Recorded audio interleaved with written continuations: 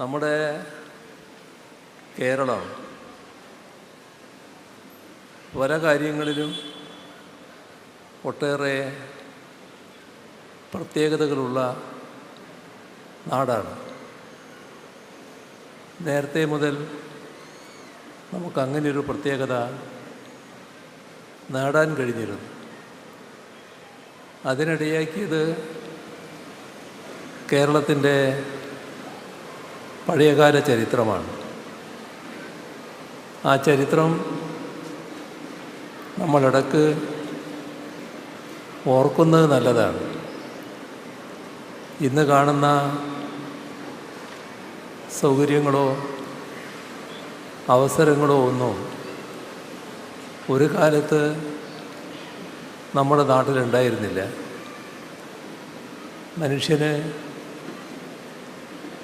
മനുഷ്യനായി ജീവിക്കാനുള്ള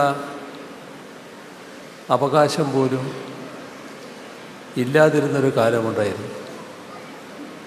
സമൂഹത്തിലെ വലിയൊരു ഭാഗം ആളുകൾ, ഭൂരിപക്ഷം തന്നെ, അതിൻ്റെ ഭാഗമായി വലിയ പീഡനമാണ് അനുഭവിക്കേണ്ടി വന്നിരുന്നത്. ഒന്ന്, വിദ്യ അഭ്യസിക്കാൻ അവകാശമുണ്ടായിരുന്നില്ല.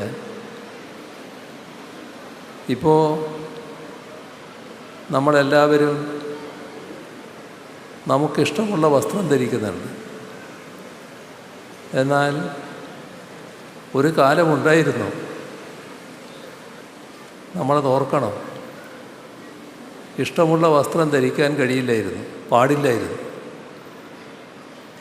മുട്ടിന് താഴെ എത്തുന്ന മുണ്ടുടുക്കാൻ അവകാശമില്ലായിരുന്നു. സ്ത്രീകൾക്ക് മാറുമറക്കാൻ അവകാശമില്ലായിരുന്നു. അതൊക്കെ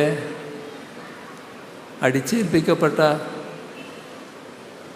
സാമൂഹ്യ വ്യവസ്ഥയായി നിലനിന്ന ഒരു കാലമുണ്ടായിരുന്നു. വഴി നടക്കാൻ സ്വാതന്ത്ര്യമില്ല. പട്ടിക്ക് നടക്കാവുന്ന വഴിയിലൂടെ മനുഷ്യർ നടന്നുകൂടാ. അത് കണ്ടാണ് കേരളം സന്ദർശിച്ച സ്വാമി വിവേകാനന്ദൻ ക്ഷുഭിതനായി ഇതൊരു ഭ്രാന്താലയമാണ് എന്ന് കേരളത്തെ വിശേഷിപ്പിച്ചത്. ആ വിവേകാനന്ദൻ ആക്ഷേപിച്ച ഭ്രാന്താലയം ഇന്ന് രാജ്യം ആകെ അംഗീകരിക്കുന്ന ഏറ്റവും ഉയർന്ന മാനുഷിക മൂല്യങ്ങൾ നിലനിർത്തുന്ന ഒരു മാനവാലയമായി മാറിയതിന് അതിൻ്റെ പിന്നിലുള്ള ചരിത്രം അതും നമ്മൾ ഓർക്കേണ്ടതാണ്. നവോത്ഥാനത്തിന് അതിൽ വലിയ പങ്കുണ്ട്. ജാതിഭേദവും മതദ്വേഷവും ഏതുമില്ലാതെ സർവരും സോദരത്വേന വാഴുന്ന നാടായി ഈ നാടിനെ മാറ്റാൻ വേണ്ടി നവോത്ഥാന നായകർ നടത്തിയ പ്രവർത്തനം.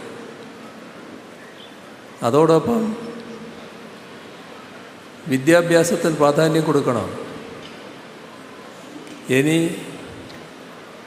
ആരാധനാലയങ്ങളല്ല, വിദ്യാലയങ്ങളാണ് നിർമ്മിക്കേണ്ടത് എന്ന് പരസ്യമായി പറഞ്ഞ ശ്രീനാരായണ ഗുരു. അതോടൊപ്പം നാടിൻ്റെ പുരോഗതിക്ക് വ്യാവസായിക സംരംഭങ്ങൾ വരണം എന്ന് ആഹ്വാനം ചെയ്തവർ. വാഗ്ഭടാനന്ദനാണെങ്കിൽ ഇന്ന് കേരളമാകെ വലിയ തോതിൽ അംഗീകരിക്കുന്ന Uralungal labour contract cooperative society, അതിൻ്റെ തുടക്കം കുറിച്ചത് വാഗ്ഭടാനന്ദനായിരുന്നു. പഴയ ചരിത്രത്തിൽ പല വിധത്തിലുള്ള പ്രക്ഷോഭങ്ങളുടെയും സമരങ്ങളുടെയും ചരിത്രമുണ്ട്. അതിലേക്കൊന്നും ഇപ്പോൾ പോവുകയല്ല. പക്ഷേ അതിൻ്റെയെല്ലാം ഭാഗമായാണ് നാട് മാറി വന്നത്. ഒരു കാര്യം ഓർക്കണം, നവോത്ഥാന പ്രസ്ഥാനം കേരളത്തെക്കാളും ശക്തമായ മറ്റ് സംസ്ഥാനങ്ങളുണ്ടായിരുന്നു.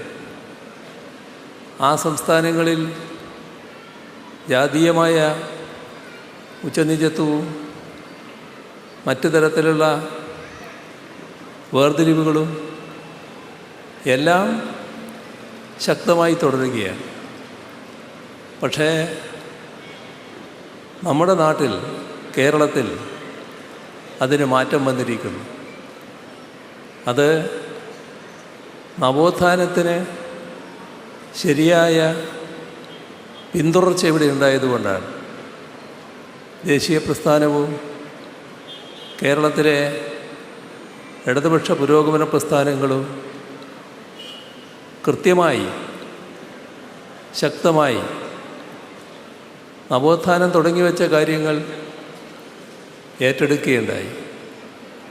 സാമുദായികമായ ഉച്ചനീചത്വം അവസാനിപ്പിക്കാൻ നവോത്ഥാനം വലിയ തോതിൽ ശ്രമിച്ചെങ്കിൽ സാമ്പത്തിക രംഗത്തുള്ള ഉച്ചനീചത്വങ്ങളും വേർതിരിവുകളും അവസാനിപ്പിക്കുന്നതിനുള്ള കൊണ്ടുപിടിച്ച ശ്രമം നടന്നു. അതിൻ്റെ തുടർച്ചയായാണ് ഐക്യ കേരളം രൂപം കൊള്ളുന്നത്.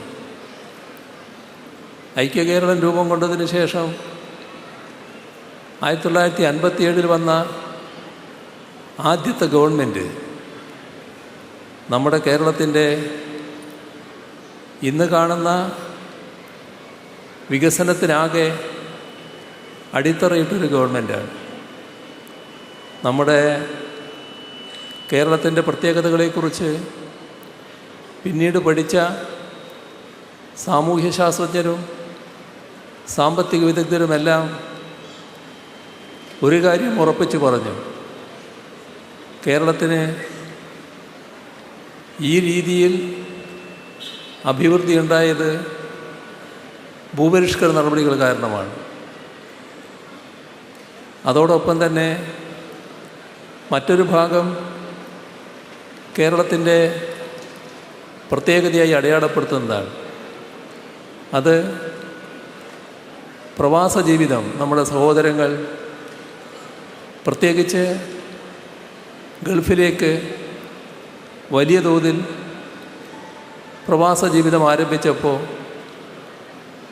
അന്ന് പോയവർ നാടിൻ്റെ കഞ്ഞികുടി മുട്ടാതിരിക്കാൻ വീട്ടിലേക്ക് അയക്കുന്ന പൈസ സ്വന്തം വീട്ടിലേക്കാണ് അയക്കുന്നതെങ്കിലും നമുക്കറിയാം പണം അവിടെ മാത്രം നിൽക്കില്ല, ഇത് സമൂഹത്തിൽ വ്യാപരിക്കും.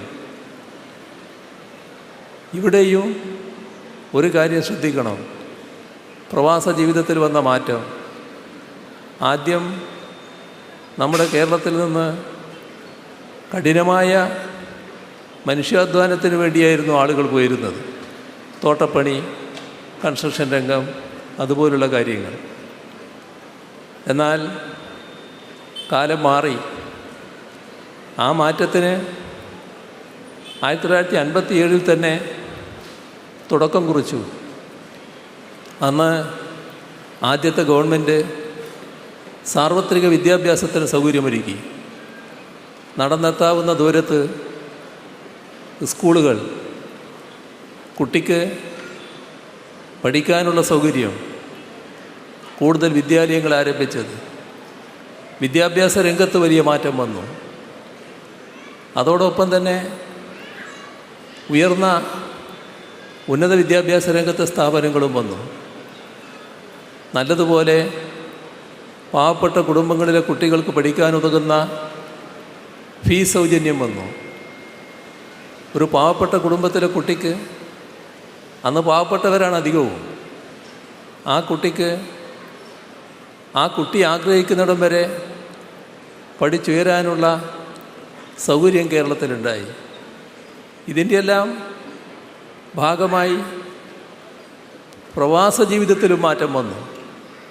ഇപ്പോൾ നോക്കിയാൽ കഠിനമായ മനുഷ്യാധ്വാനം വേണ്ടിടത്തേക്കല്ല നമ്മുടെ ആളുകൾ പോകുന്നത്. ലോകത്തിലെ മിക്ക രാജ്യങ്ങളിലും മലയാളിയുണ്ട്. അവിടങ്ങളിലെല്ലാം തന്ത്രപ്രധാനമായ സ്ഥാനങ്ങളിൽ ശാസ്ത്രജ്ഞരായി, വലിയ തോതിലുള്ള അക്കാദമിക് വിദഗ്ധരായി, ഉയർന്ന സാങ്കേതിക വിദഗ്ധരായി എല്ലാം മലയാളികൾ പ്രവർത്തിക്കുകയാണ്.